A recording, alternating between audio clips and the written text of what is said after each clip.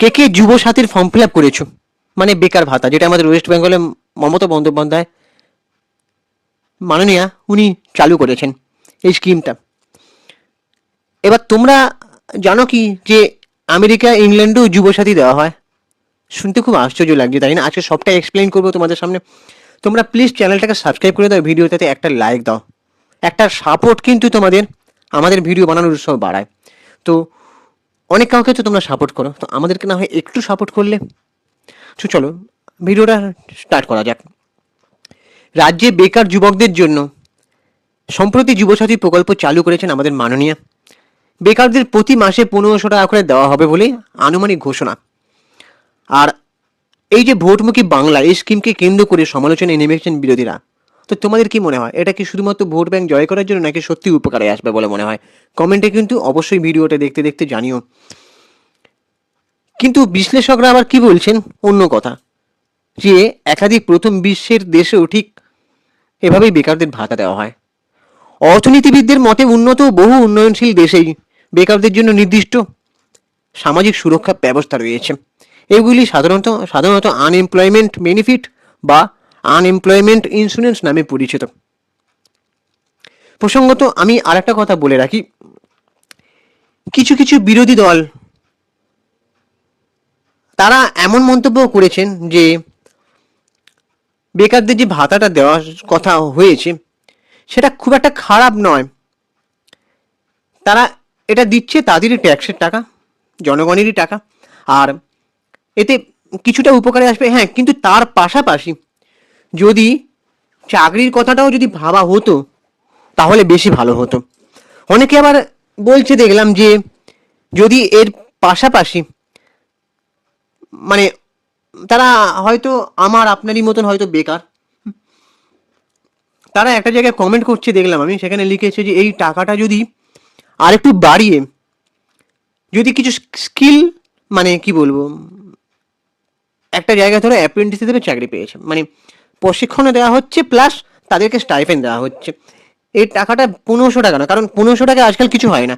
1500 টাকার জায়গায় যদি আমি 15,000 টাকাও ধরি, তাহলে কিন্তু সংসার চালানো এই টাকা তো বড় দায়। কারণ বাড়িতে অসুস্থ পেশেন্ট থাকে, তাদের ওষুধের খরচাপাতি, নিজের ওষুধের খরচাপাতি, তারপরে দৈনন্দিন জীবনে যাতায়াতের খরচ, সংসারে দৈনন্দিন পাত্রিক জীবনযাপনের জন্য যে খাবার দাবার, তারই প্রচুর আকাশ ছোঁয়া দাম, গ্যাসের দাম, ইলেকট্রিক বিল থেকে শুরু করে প্রচুর। তো 15,000 টাকা আমার মনে হয় না এখন কিছু হবে, সেখানে 1500 টাকা। যাই হোক, এই টাকাটাকে যদি 15,000 না করলে অন্তত যদি 8, 9 বা 10,000 করে প্রশিক্ষণ দেওয়া হলো, এবারে এতে মানুষের কি হলো, একটা মানে এমপ্লয়মেন্ট হবার একটা সম্ভাবনাও থাকলো। মানুষের মধ্যে যে স্কিল ডেভেলপমেন্টটা হলো, তাই না, কাজ শেখার আগ্রহটা মানুষের বাড়লো। এখনকার মানে টেকনিক্যালি যদি কোনো কাজ যদি শেখানো যায়, এই জিনিসটাকে কারণ এই যে 1500 টাকা দিয়ে এমনি কিছু হবে না, মানুষের হাত খরচাতেই চলে যাবে, হাত খরচাতেও মনে হয় কুলবে না। তারপরে আবার স্কিল তো আরও শিখবে না মানুষ, আর আরও বেকার থাকবে। কথাটা ঠিক মনে হলে তোমরা অবশ্যই কমেন্ট বক্সে জানিও। আচ্ছা, এবারে আসি, এই যে বললাম যে অন্যান্য দেশেও কিন্তু এই মানে যুবসাথী, ওখানে আবার যুবসাথী বলা হয় না, আমাদের ওয়েস্ট বেঙ্গলে যুবসাথী বলা হয়, লক্ষ্মীর ভাণ্ডার বলা হয়, তারপরে ওই কি রূপশ্রী কন্যা সেসব বলা হয়। কিন্তু অন্যান্য দেশে এটাকে একটা ভালো নাম বলা হয়, যেমন আনএমপ্লয়মেন্ট বেনিফিট, আনএমপ্লয়মেন্ট ইন্স্যুরেন্স। মার্কিন যুক্তরাষ্ট্রের কথা যদি ধরি, সেখানে কি দেওয়া হয়, এই তালিকায় প্রথমেই মার্কিন যুক্তরাষ্ট্রের কথা আসবে। সেখানেও বেশ কিছু স্টেটে বেকার ভাতার মতন একটি গুরুত্বপূর্ণ সামাজিক সুরক্ষা প্রকল্প রয়েছে। পোশাকি নাম হচ্ছে আনএমপ্লয়মেন্ট ইন্স্যুরেন্স। এই ব্যবস্থায় চাকরি হারানো ব্যক্তিদের নির্দিষ্ট সময় পর্যন্ত আর্থিক সহায়তা দেওয়া হয়, তবে তার শর্ত প্রতিটি অঙ্গরাজ্যের ক্ষেত্রে আলাদা। তবে বছরের পর বছর নয়, সাধারণত কয়েক মাস পর্যন্ত এই ভাতা দেওয়া হয়।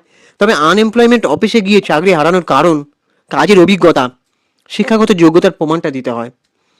শেষ যে বেতন পেতেন তার উপর ভিত্তি করে ভাতার পরিমাণ নির্ধারণ করা হয়।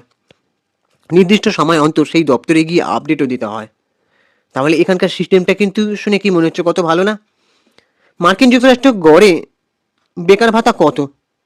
পরিসংখ্যান বলছে 2000, মানে আমাদের এখানে যেমন 1500 টাকা, ওই মার্কিন যুক্তরাষ্ট্রে অ্যাকচুয়ালি ঠিক কত? পরিসংখ্যান বলছে 2020 সালের মার্কিন যুক্তরাষ্ট্রের গড় আনএমপ্লয়মেন্ট বেনিফিট ছিল $378, মানে ভারতীয় মুদ্রায় যেটা প্রায় 34,232 টাকা। ভারতীয়দের নিরিখে এই বিপুল অঙ্ক মনেই হতে পারে অনেক, কিন্তু মার্কিন যুক্তরাষ্ট্রে খরচও প্রচুর, তাই সে দেশের নিরিখে খুব সামান্যই বলে মনে হয়। এবারে মূল্যবৃদ্ধি ও বেকারত্বের চাপে ভুগছে মার্কিন যুক্তরাষ্ট্র। শুধু তাই নয়, এই আনএমপ্লয়মেন্ট অফিস থেকে নতুন বেসরকারি চাকরি পেতেও সহায়তা করা হয়।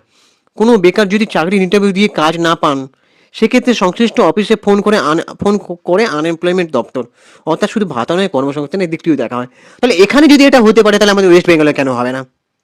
এখানে সিস্টেমগুলোতে দেখো তোমরা, কোনো রকম 2 নম্বরই জালিয়াতি হবে না, মানে যারা যোগ্য নয় তারাও পাচ্ছে, কিন্তু এখানে সব কিছু প্রমাণ দেখাতে হচ্ছে, তারপর প্লাস প্রশিক্ষণ বা যারা কাজ হারিয়েছে তাদের জন্য ব্যবস্থা রয়েছে। আবার কত টাকা মাইনে পেতে তার উপর নির্ধারিত হয়। আবার কর্মসংস্থানের ব্যাপারটাও তারা দেখছে। এবারে আসি ব্রিটেনেও বেকারদের জন্য আর্থিক সহায়তার ব্যবস্থা করা হয়েছে। সেখানে আবার ইউনিভার্সাল ক্রেডিট এবং জব সিকার অ্যালাউন্স নামে 2টি প্রকল্প আছে। এর মাধ্যমে কর্মহীন মানুষকে ভাতা দেওয়া হয়। তবে বসে বসে ভাতা নিলেই হবে না, ভাতা গ্রহণকারীকে নির্দিষ্ট সময় অন্তর চাকরি খোঁজার প্রমাণ দিতে হয়। নির্দিষ্ট শর্ত পূরণ করতে পারলেই তবেই ভাতা মেলে। এবার জার্মানি ও ফ্রান্স, ইউরোপের কয়েকটি দেশও এই ধরনের ব্যবস্থা চালু রয়েছে। জার্মানিতে কি আরবেট সোলেসেনগেল না কি একটা নামের একটা বেকার ভাতা দেওয়া হয়। চাকরি হারানোর আগে নির্দিষ্ট সময় কাজের অভিজ্ঞতা থাকলে সেই ভাতা পাওয়া যায়। ফ্রান্সেও বেকারদের জন্য সরকারি ভাতা রয়েছে, সংস্থার মাধ্যমে এই টাকা দেওয়া হয়। কানাডাতেও এমপ্লয়মেন্ট ইন্স্যুরেন্স প্রকল্পের মাধ্যমে বেকারদের আর্থিক সহায়তা দেওয়া হয়, তবে এটা পেতেও পূর্ববর্তী কাজের অভিজ্ঞতা লাগে। কেউ যদি হঠাৎ চাকরি হারান, সেক্ষেত্রেই এটা মেলে। এটা খুব একটা ভালো দিক যে চাকরি কেউ হারায় তারা বসে যায়, তাদের জন্য এটা ভালো সুযোগ। অস্ট্রেলিয়া আবার জব সিকার পেমেন্ট নামে একটি ভাতা রয়েছে। চাকরি হারা নাগরিকদের মাধ্যমে নির্দিষ্ট সময়ের জন্য আর্থিক সহায়তা দেওয়া হয়। অর্থনীতিবিদরা এই ধরনের ভাতার বিষয়ে কি বলছেন? অর্থনীতিবিদদের মতে এই ধরনের বেকার ভাতা চাকরিহীনদের ন্যূনতম আর্থিক নিরাপত্তা নিশ্চিত করতে সাহায্য করে। একই সঙ্গে চাকরি খোঁজার সাময়িক সুরক্ষা দেয়। তবে অধিকাংশ দেশে এই ভাতা স্থায়ী নয়, নির্দিষ্ট সময়ের জন্য দেওয়া হয়। তাদের চাকরি খুঁজতে রীতিমতো চাপও দেওয়া হয়। পশ্চিমবঙ্গে যুবসাথী প্রকল্প মূলত বেকার যুবকদের সাময়িক আর্থিক সহায়তা দেওয়ার উদ্দেশ্যে শুরু হয়েছে। 5 বছর পর্যন্ত প্রতি মাসে 1500 টাকা ভাতা দেওয়া হবে। 15 থেকে 26শে জানুয়ারির মধ্যে 294টি স্থানীয় যুবসাথীর ফর্ম ফিল আপ হবে। তবে এই প্রকল্পকে রাজ্যে কর্মসংস্থান প্রদানের ব্যর্থতা বলেও সমালোচনা করছেন বিরোধীরা। এই কথা বলাই বাহুল্য যে রাজ্যের যুব সমাজের একটি বড় অংশ কর্মসংস্থানের সুযোগের অপেক্ষায় রয়েছে। সেই প্রেক্ষাপটে যুবসাথী প্রকল্প নির্বাচনে কতটা প্রভাব ফেলবে সেদিকে তাকিয়ে আছে রাজনৈতিক মহল। তো এতদূর পর্যন্ত শুনে তোমাদের কি মনে হচ্ছে অবশ্যই কমেন্ট বক্সে তোমরা জানাতে পারো। যে এই যে শুনলে অন্যান্য দেশে যেরকম মানে ভাতা শুধু নিচ্ছে তা নয়, তার পাশাপাশি কাজ পাওয়ার জন্য তাদের চাপ দেওয়া হচ্ছে, প্রশিক্ষণ দেওয়া হচ্ছে কোনো কোনো দেশে। আর যারা কাজ হারিয়েছে সদ্য, তাদেরকে একটা সাময়িক সাহায্য করা হচ্ছে। কিন্তু আমাদের ওয়েস্ট বেঙ্গলে বিরোধীরা বলছেন এটা মানে কর্মসংস্থানের দিকটা ব্যর্থতা, এটা অনেকেই বলছেন। মানে স্কিমটা খারাপ সবাই বলছে না, স্কিমটা ঠিক আছে, কিন্তু তার সাথে সাথে যদি চাকরির ব্যাপারটাও যদি ভাবা হয়, আর যে যারা হঠাৎ করে কাজ হারায়, ধরো তাদের 40 বছর বয়স হয়ে গেছে, এখানে যেমন বলা হয়েছে আমাদের ওয়েস্ট বেঙ্গলে 40 বছর বয়স পর্যন্ত, কিন্তু অনেক মানুষ আছে 40 বছর বয়সের উপরে গিয়েও মানুষ কাজ হারায় বিভিন্ন বেসরকারি সংস্থায়। তাদের কী হবে? তাদের দিকটাও যদি একটু ভেবে দেখা হতো, বা এমন কোনো যদি সুবিধা নিয়ে আসা হয় যে যারা সদ্য কাজ হারাবে, বয়স্ক মানুষরাও, তাদেরও যেন একটা কিছু আর্থিক সহায়তা দেওয়া হয়। মানে কর্মসংস্থানের দিকটা ভাবতেই হবে বস। শিল্প বা বিভিন্ন কলকারখানা এগুলোর কথা ভাবতেই হবে, শুধু ভাতাটা দিলে হবে না। কারণ খেয়ে পরে বাঁচার জন্য এই 1500 টাকা তো কিছু না, তাও এটা সাময়িক। এবার তোমাদের কি মনে হয় তোমরা অবশ্যই কমেন্ট বক্সে জানাতে পারো। আমাদের চ্যানেলটাকে সাবস্ক্রাইব করে দাও, ভিডিওটাতে একটা লাইক দাও। আমি ইনস্টাগ্রামে রয়েছি চিঙ্কি বাবু 2531, ওখানে গিয়ে ফলো করে দাও। টাটা, দেখা হচ্ছে পরে ভিডিওতে।